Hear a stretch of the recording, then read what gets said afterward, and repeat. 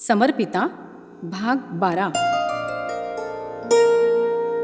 स्वामींनी विश्रांतीसाठी 1 दिवसाचा एकांतवास पत्करला तेव्हा त्यांची मनस्थिती भारीच विव्हल झाली. स्वामींना विश्रांतीची नितांत आवश्यकता आहे हे त्यांना माहीत होतं, पण त्यासाठी घरातून बाहेर जाणं मनाला मानवत नव्हतं. घरात राहिले तर त्यांना हवी तशी पूर्ण विश्रांती मिळू शकत नाही हेही दिसत होतं. पण तरीही स्वामींच्या नित्य सहवासाची सवय झाल्यानं त्यांच्यापासून दूर राहण्याची कल्पनासुद्धा सोसवत नव्हती. पूर्ण विचारांती घेतलेला स्वामींचा निर्णय बदलण्याची सुतराम शक्यता नव्हती आणि आजारी आईला सोडून त्यांच्याबरोबर जाण्याचीही शक्यता नव्हती. त्या मोठ्या कोंडीत सापडल्या. याही वेळी त्यांनी स्वामींचा निर्णय शिरोधार्य मानला. स्वामी सोमवारी संध्याकाळी एकांतात जाऊ लागले आणि मंगळवारी दुपारी भोजनासाठी तिकडे येण्याची सौ सरलाताईंना परवानगी मिळाली. मंगळवारी दुपारी 1 वाजता दुकान बंद करून जाताना काकाजी त्यांना घेऊन जात.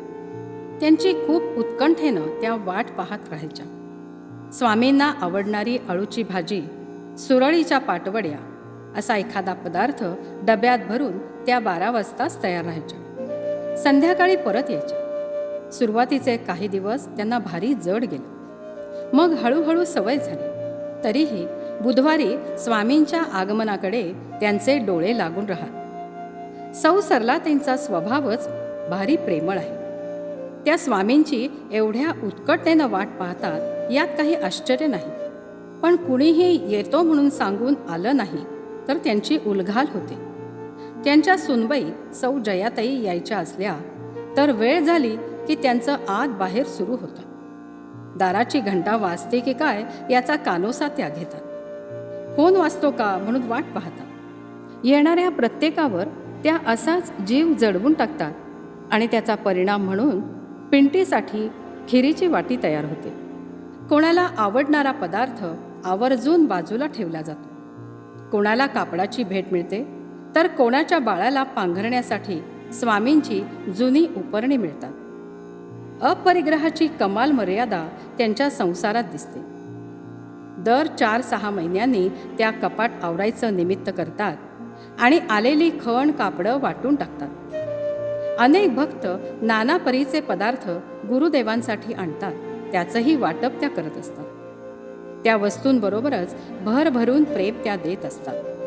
खरं प्रेम हे त्यागमयच असतं. या सिद्धांतानुसारच त्यांचं प्रेम देणारं आहे.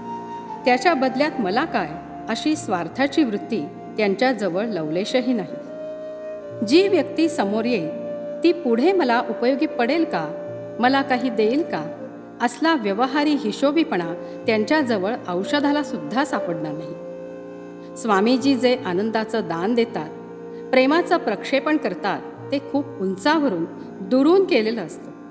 ते अतिशय स्नेहाळपणे मधाळ बोलले, प्रसन्न हसले, कृपाळू दृष्टीने पाहत असले तरी तो तेथीचा नोहे हे स्पष्टपणे प्रत्ययाला येत असतं.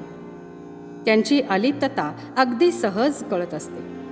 सौ सरलाताईही खूप उंच आहेत. स्वामींना साजेशा असामान्यच आहेत. पण तरीही त्यांचं प्रेम व्यावहारिक आपुलकीची बांधिलकी निर्माण करतं. स्वामींच्या पायी उत्कट भावावेगाने थरथरणारा जीव सौ सरलाताईंच्या चरणांशी शांत होतो, विसावतो. नेहमी येत जा हं आता श्रवणाला, हे त्यांचं स्नेहमय निमंत्रण स्वामींच्या तर्कशुद्ध विवेचनाला भाळलेल्या जीवांना निश्चितपणे खेचून आणतं. श्री स्वामींच्या कार्याला सर्वथैव परिपूरक अशी त्यांची भूमिका पहिल्यापासूनच होती आणि आजही आहे. त्यांचा प्रशांत प्रसन्न चेहरा, त्यांची स्नेहमयी दृष्टी, त्यांचं प्रसन्न सुमधुर हास्य, त्यांची अपार करुणा आणि दुसऱ्याला सुख देण्याची धडपड सर्वांशी एक अतूट मर्मबंध निर्माण करतं. श्री स्वामींच्या प्रेमळ मार्गदर्शनामुळे निर्माण झालेल्या भावाला सौ सरलाताईंच्या स्नेहल वात्सल्यानं आगळीच उत्कटता प्राप्त होते. सौ सरलाताईंचे साऱ्या साधक विश्वावर अनंत उपकार आहेत. त्यांच्यामुळे विशेषतः भगिनी वर्गाला श्री स्वामी सुलभ झाले आहेत. त्यांच्या समर्थ मार्गदर्शनाखाली आनंदाचा महामार्ग चोखाळू पाहत आहेत. साधनेची आकांक्षा बाळगत जीवनाला सामोऱ्या जात आहेत. सर्व सुखासाठी तळमळ करू शकत आहेत. सांसारिक जीवनाला परमार्थाची उंची कशी प्राप्त करून द्यावी याचा आदर्श भगिनींना सौ सरलाताईंपाशी दिसत आहे. तऱ्हेतऱ्हेच्या प्रकृती, त्यांच्यानुसार तऱ्हेतऱ्हेचे वर्तन व्यवहार, राग, लोभ, मत्सर, संताप, त्यांना शहाणपणा शिकवण्याचं धारिष्ट्य, या साऱ्या गोष्टींना त्या शांतपणे तोंड देत आल्या आहेत. त्यांनी कदापिही आपला मानसिक तोल ढळू दिलेला नाही, कधी अपमानही मानला नाही. अज्ञानानं होणाऱ्या वर्तनाबाबत त्यांच्या अंतःकरणात केवळ करुणाच भरून राहिली आहे. त्या सर्वांवर प्रेम आणि प्रेमच करत आले आहेत. त्यांचं हे निर्लोभ रुजू प्रेम पाहिलं की मन विस्मयानं भरून जातं. सहजच त्यांच्या शुभपदी मस्तक झुकतं आणि शब्द येतात, तुझी या प्रेमा उपमा नाही, म्हणूनही झुकतो तुझी या पायी.